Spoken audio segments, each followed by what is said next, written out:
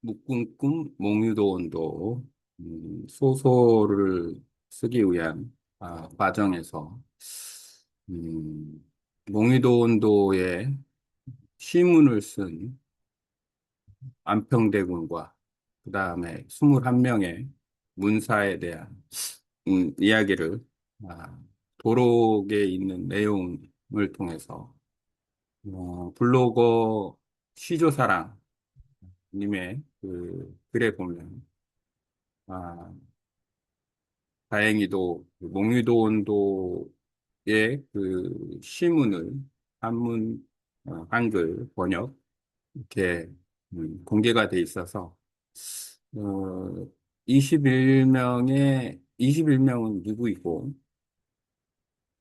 그리고 그 시문의 내용은 어떤지 일단 아는 것이 바람직하다라는 생각이 들어서 한번 리뷰를 해봤습니다. AI의 도움을 좀 빌어서 노트북 LM으로 콘텐츠도 만들면서 한번 리뷰를 해봤습니다. 아, 그래서 우선 아, 그 과정을 통해서 어제부로 그 성균사의 이름이 정확하지는 최혁일 수도 있고 최흔일 수도 있는데 에, 성균사회라 하면 성균관 유생에게 음악을 가르치는 아, 정사품의 관직인데 하여튼 21명 전부 다 리뷰를 했습니다. 그래서 그 이야기를 좀 해보려고 합니다. 아,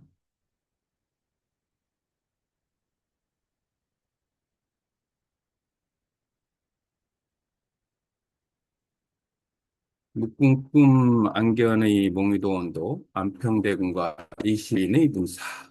일단 몽유도 원도가 뭐냐? 몽도원도라고 이야기한 사람은 팽령과 이현노예요. 그러니까 몽도원도. 도원을 꿈속에서 본 그림 또는 도원을 이제 꿈속에서 거닐었던 그림이 되는 건데 안평대군이 그러니까 이용이죠. 세종의 셋째 아들이고 그 1447년이 상당히 중요한 숫자예요. 1447년 봄, 4월, 구체적인 날짜가 언급이 되는데 20일, 이렇게요.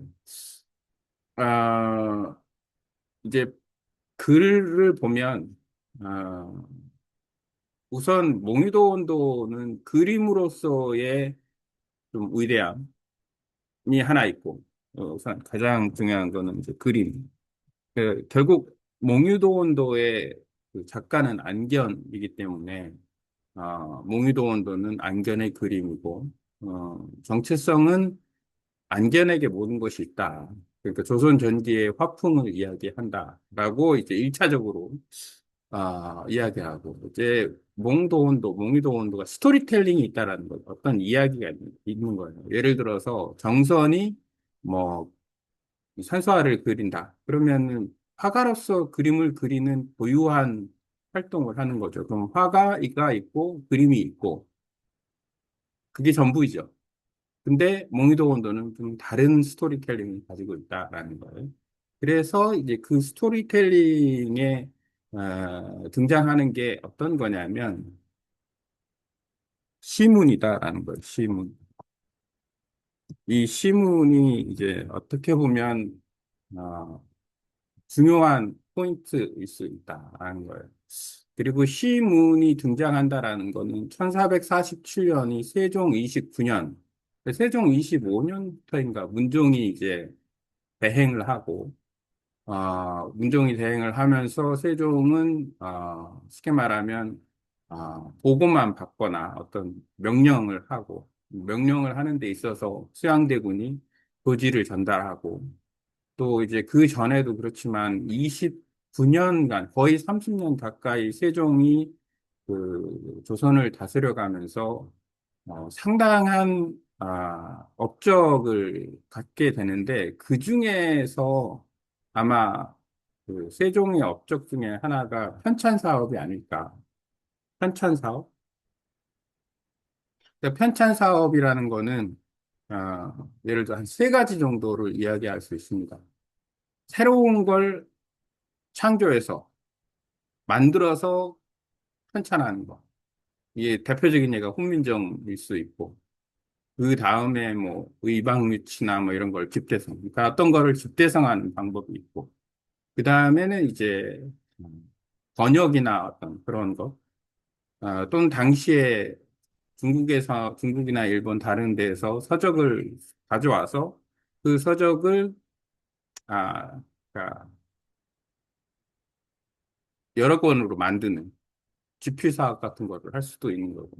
뭐 다양한 그 편찬 사업을 했는데 어떤 왕보다 아마 세종 시대에 가장 많은 편찬 사업이 이루어지지 않았나라는 생각이 들고 그거의 정점이 이제 1447년 아, 그 정도가 정점이 아닐까. 그래서 그 세종의 그 편찬 사업 시문의 정점을 보여주는 한 시기에 등장한 안평대군의 꿈을 그린, 안견이 그린 몽유도 원도는 의미가 있다. 그래서 안평대군의 시문에는 시문에 아, 우선은 안평대군이 몽유도원도라고 쓴 제목이 이제 하나가 있고 그 다음에 비단 위에 약간 금색으로 쓴 아, 시문이 있어요. 그러니까 시문의 첫 번째 등장하는 사람은 당연히 안평대군이죠. 용. 안평대군의 그 글은 일단 제문, 그림의 제목, 몽유도원도라고 쓴 글과 시, 그리고 발문이 있다. 이렇게 됩니다. 이 세 가지가 있습니다. 근데 특이한 점이 있어요.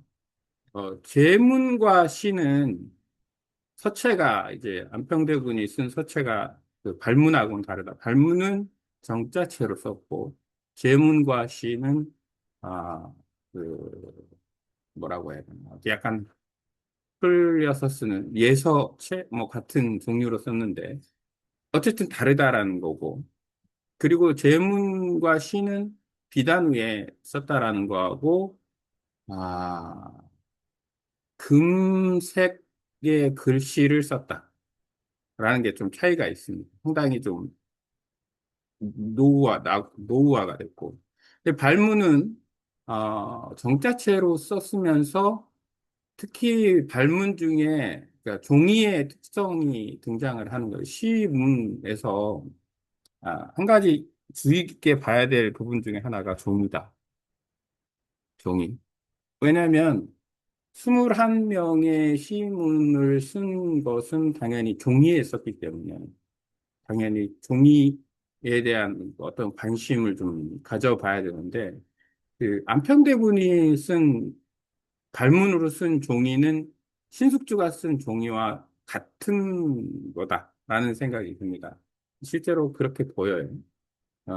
그리고 이제 그 외에 등장하는 종이가 이제 한 세 종류 정도가 나오는 것 같은데 색깔이 있는 종이와 그냥 색깔이 없는 종이, 그 다음에 그리드, 쉽게 말하면 글자를 쓰기 위해서 그리드가 이렇게 만들어진, 특히 천봉 만우의 그 시문을 보면 칠원율시로 돼 있는데 열 자당 이렇게 세로줄만 이렇게 만들어져 그것도 좀 특이하고 좀 약간 제각각이라는 거 그리고 종이의 어떤 규격 이런 것들에 대한 거 그리고 특이하게도 보존 형태가 약간씩 다르다라는 점, 그러니까 왜 그런지에 대한 거, 이런 부분에 대한 좀 깊이 있게 들어볼 만한 게 이제 핵심이다라고 볼 수 있어요. 자, 그리고 또 한 가지 이제 지금 1447년 4월 20일로 날짜를 특정을 했는데 4월 20일 날 발문을 썼어요. 그러면 어, 안견이 3일 만에 그렸으면 꿈을 꾼 거는 한 4월 16일 정도. 그러니까 예측 4월 적어도 17일 전 안평대군이 꿈을 꿨어요. 근데 그 꿈을 언제 꿨냐라고 하면 아마도 4월 17일 이전이다. 요 정도. 그리고 이제 안견이 그린 그림은 안견은 그림을 17일에서 한 19일 사이에 그리지 않았을까라고 생각이 드는 거죠. 17, 18, 19. 아니면 뭐 20일까지도 포함을 할 수도 있어요. 대략적으로. 왜냐하면 안견이 그림을 그리고 난 다음에 이제 제목과 시를 쓴 거죠.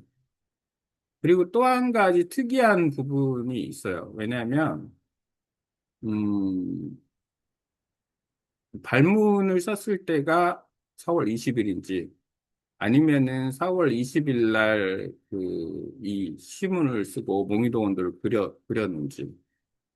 그래서 그럼 찬시는 언제 쓰였냐? 이렇게. 그러니까 시만 있는 게 아니에요. 시문, 찬시문이라고 그냥 표현을 한다면 이거는 언제 쓰였냐? 그러면은 대략 1447년 일단 4월 20일 이후다. 이렇게 볼 수 있는 거죠. 20일 이후. 이렇게.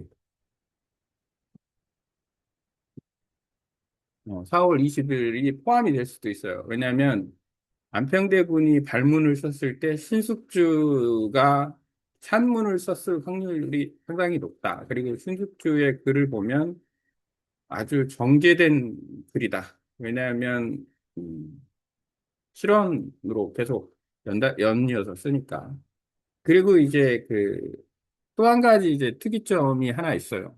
글을 쓰는 데 있어서의 당시에 문사가 주로 관료들이었는데 글 쓰는 방식, 종이가 귀해서 그랬는지는 모르겠지만 글 쓰는 방식은 아, 글은 책을 쓰듯이 글을 썼다. 왜 그랬을까라는 부분이 이제 궁금한 거죠. 종이가 귀해서 그렇게 썼을 수도 있다.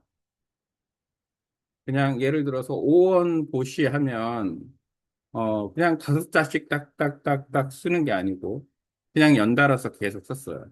그거를 이제 아마도 번역하는 사람이, 한글로 번역하는 사람이, 이제 조금, 시문으로서의 어떤 과정을 거치는, 과정에서 대부분이 이제 칠원고시나 칠원율시가 많고, 그러니까 한 행에, 아, 7자가 들어간 한자. 그리고 대꾸가 많죠. 예를 들어서, 아, 뭐, 동산에 뭐, 봄이 오니, 뭐, 꽃이 피고 새들이 뭐 지저긴다. 이런 식의 어떤, 대꾸의 형태의 글을 이제 썼다라는 거예요. 그래서 그 당시에 글 쓰는 방식을 우리가 이제 살펴볼 수 있다. 이런 거고. 그리고 또 한 가지 이제 여기서 이제 한 칸 더 나가면 안평대군이 꾼 꿈에 대해서 몽유도 원도를 이렇게 AI로 돌려보다 보니까 몽유도 원도가 이제 어떤 그림인가라고 이렇게 얘기를 했을 때 그냥 1447년에 그린 그림이다 이렇게 보면 된다. 그 이상 이하도 아니다.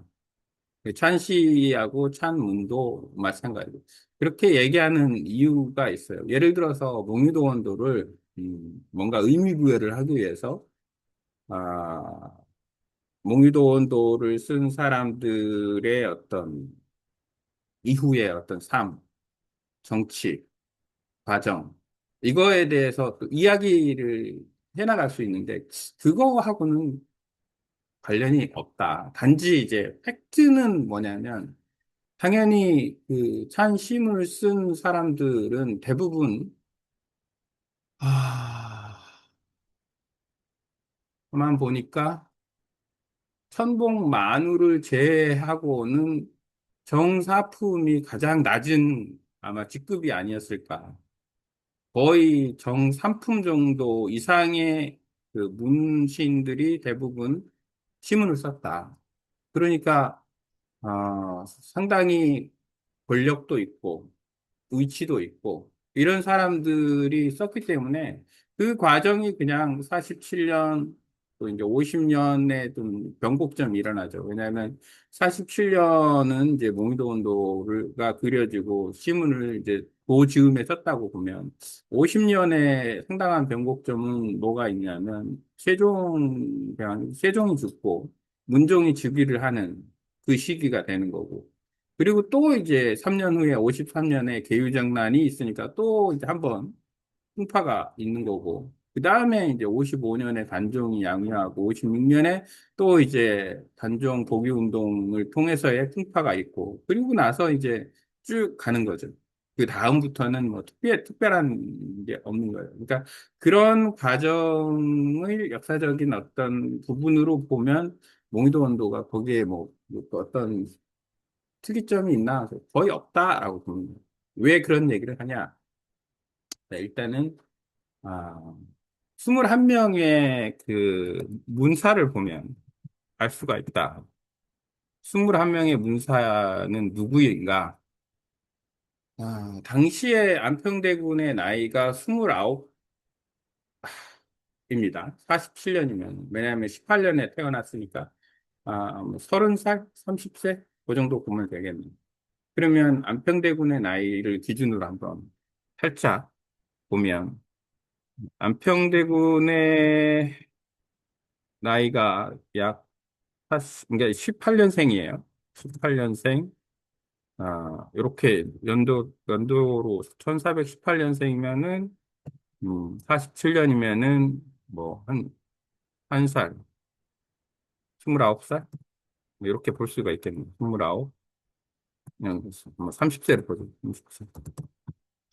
이렇게 안평대군의 나이를 30세로 보면 아,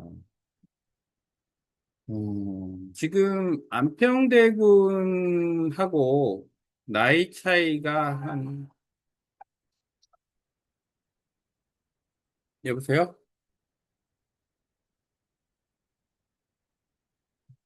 어디요? 아니, 어디냐고요? 전화하시고. 네네네. 안녕하세요. 네네네네네. 네. 네. 네. 아, 제가 확인할게요. 네, 고마워요. 네, 고맙습니다.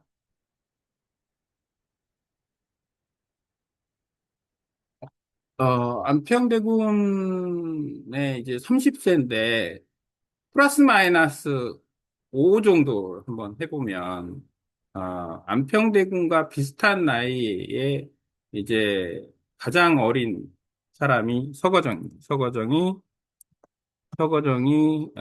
몇 년생이냐면 20년생으로 나와요. 그 다음에가 이제 그 동갑, 성삼문, 18년생. 그 다음에 박팽년 역시도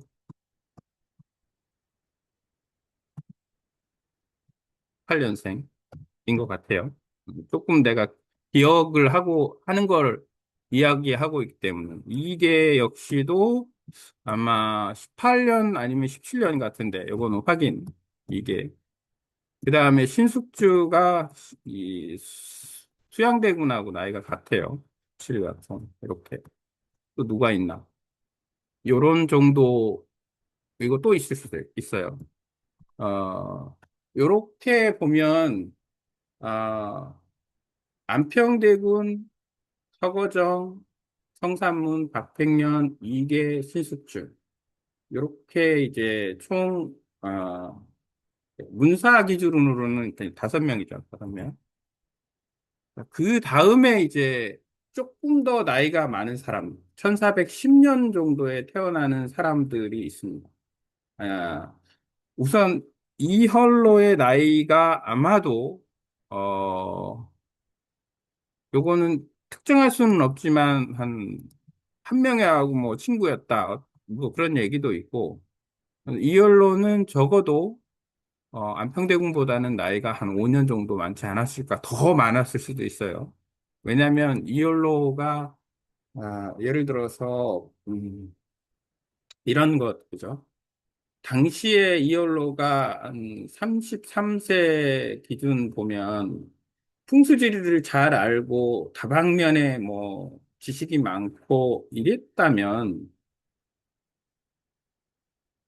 뭐 한 4, 50 가까이 되지 않았을까? 이런 예측도 해보는 거예요. 집현전에서도 일을 하기도 했지만, 그런 생각을 해볼 수도 있는 거죠. 이열로가 더 늙었을 수도 있다. 요거를 찾아보는 것도 하나의 숙제이긴 하다. 이열로는 언제 태어났는가라는 부분. 그 다음에 이제 좀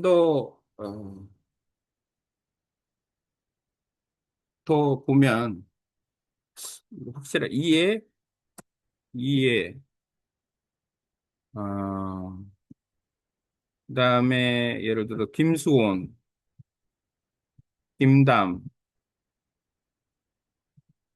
윤자운, 윤자운 더 나이가 많은 거야. 최항. 최항은 서거정의 매형이기도 해요. 요렇게가 대략, 어,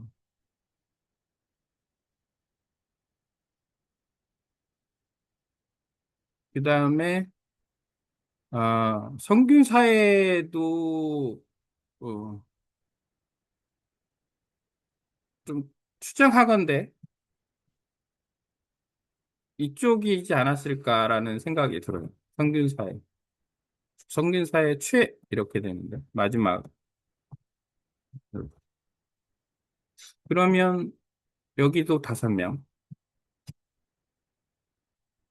그 다음에는 이제 한 10년 훌쩍 더 넘어가서, 순서대로 하면 신숙주, 이계, 그 다음에 하연양이라는 사람이 있어요. 나이가 많습니다. 그 다음에 송처간 있고, 송처간이 위쪽인지 좀 봐야 될 것 같은데, 그다음에 고득종 있고, 그 다음에 김종서, 김종서도 나이가 많아요. 정인지도 나이가 많고, 그리고 천복만우는 뭐 90살이었다고 하니까 가장 나이가 많은 사람 중에 한 명이고요.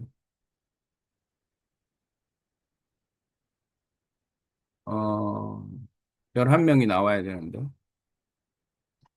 음,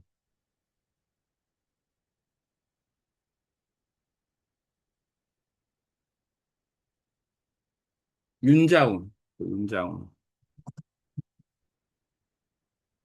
음, 그러면 여기서,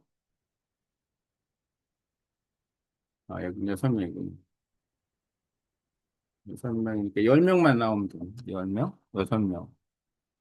그러면 10명만 나오면 되는데, 해연량, 홍초관, 그룹종, 3명 더 나오면 되네. 3명이 누군가요?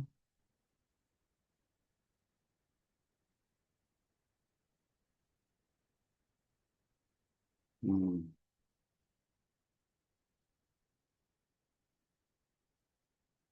살짝 컨닝 좀 해야 되겠네. 그동안 21명을 유튜브 영상을 통해서 그 비디오로 쭉 올려놨기 때문에 대충, 어, 성균사회, 그 다음에 천복만우, 김수호는 했고, 그리고 성산문, 서거정 했고, 이적이네요, 이적. 이적 역시, 공조 참판까지 했고, 이적은 또 김수원의 외삼촌입니다. 조선왕조 실록에 그게 좀 찾아보면 나오니까.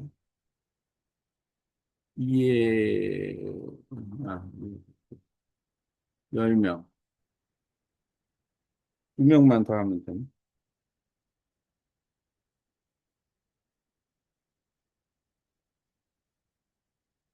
태양, 박연. 박연이 그 1권 마지막에 나와요. 특이하게도 끝에 나오는 성진사회와 박연이 아, 음악하고 관련된 사람이죠.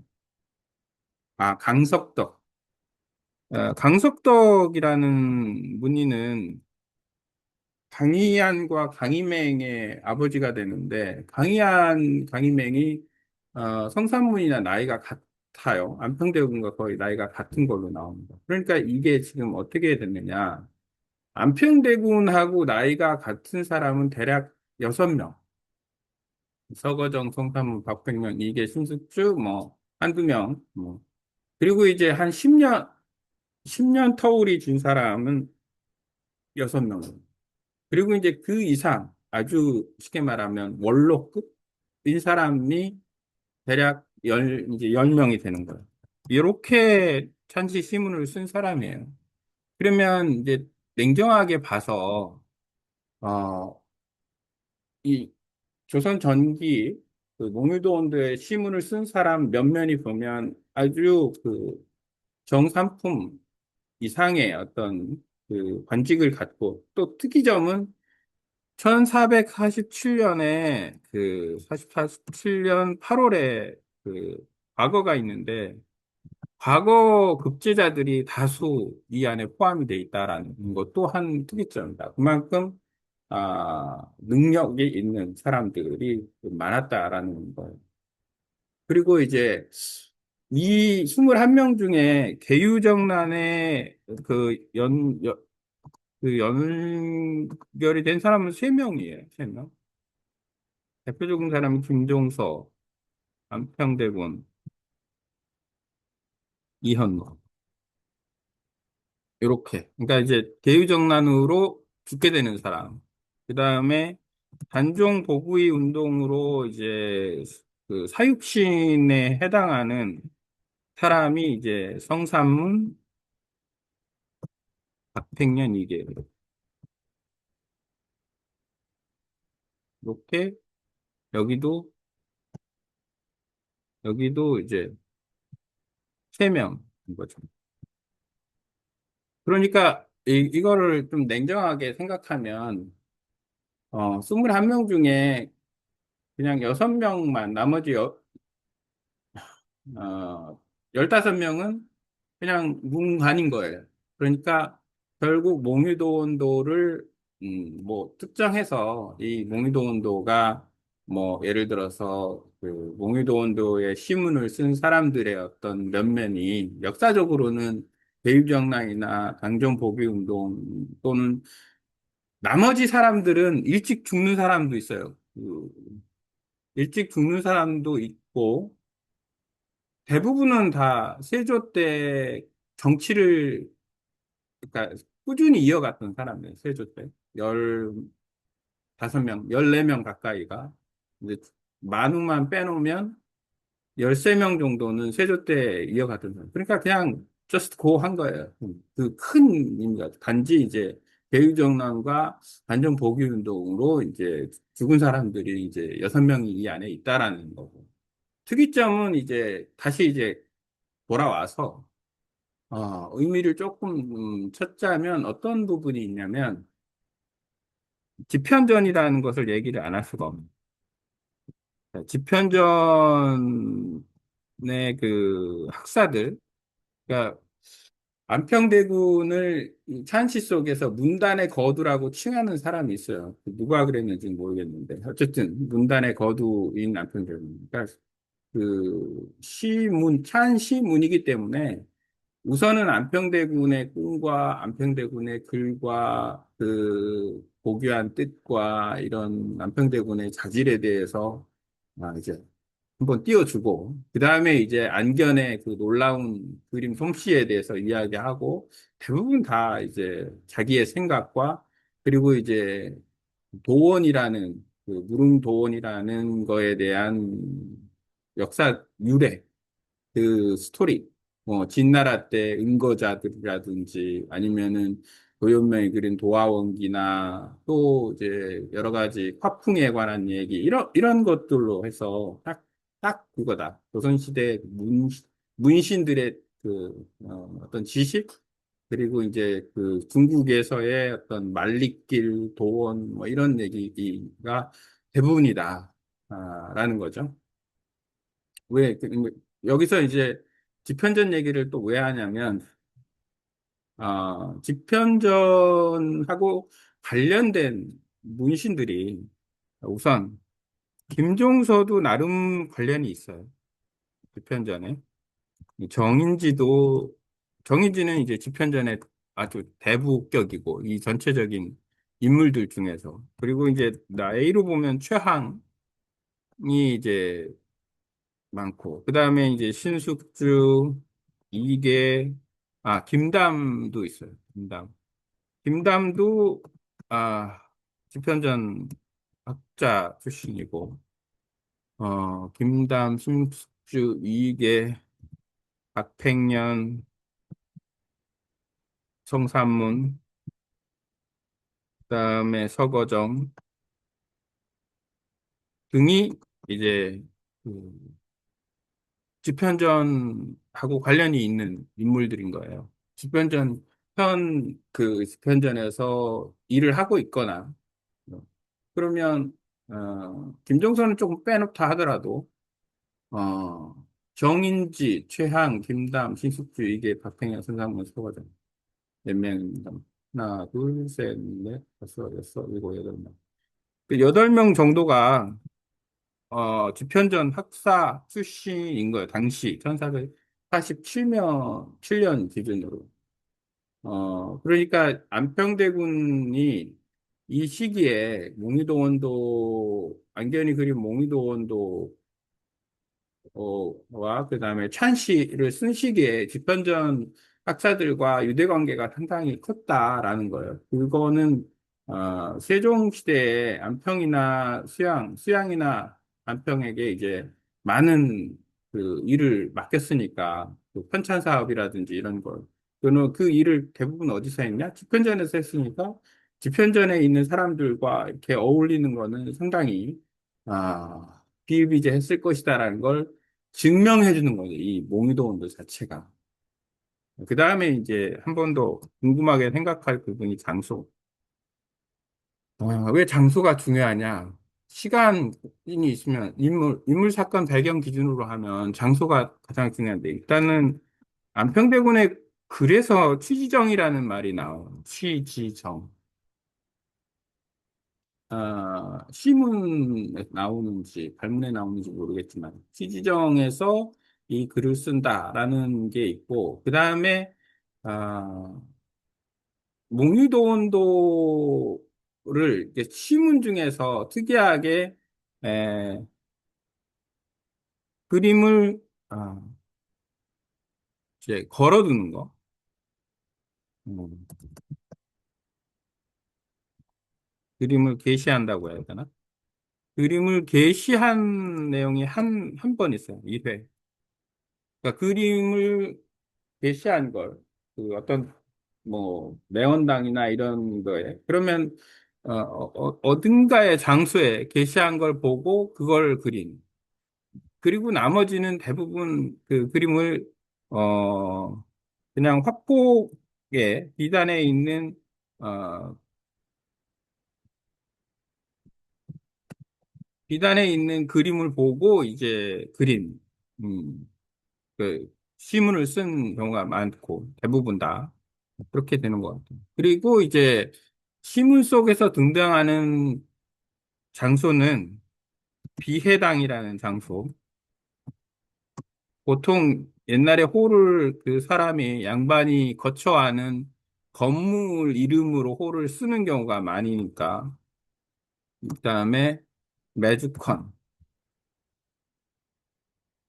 정도가 장소로서 등장을 하고 그다음에 동궐 에 대한 부분도 살짝 있는 것 같다라는 생각이 들어요. 그럼 여기는 어디냐 하면 상덕궁일 확률이 높다. 세종시기에는 세종이 그 경복궁에서 정치를 했으니까 그래서 뭐 예를 들어서 대구는 상도궁에서 업무를 봤을 수도 있다. 라는 생각이 들기도 합니다. 그런 이런 장소적인 거를 갖다 좀 특화를 갖다가 시킬 수 있다. 요 정도? 요 정도를, 이제 다음 편에는, 진짜 산문에 등장하는 학문의 주요 내용은 뭔가? 요거에 대해서 좀 이야기를 해볼까? 다음에. 이 정도로 오늘은 여기까지.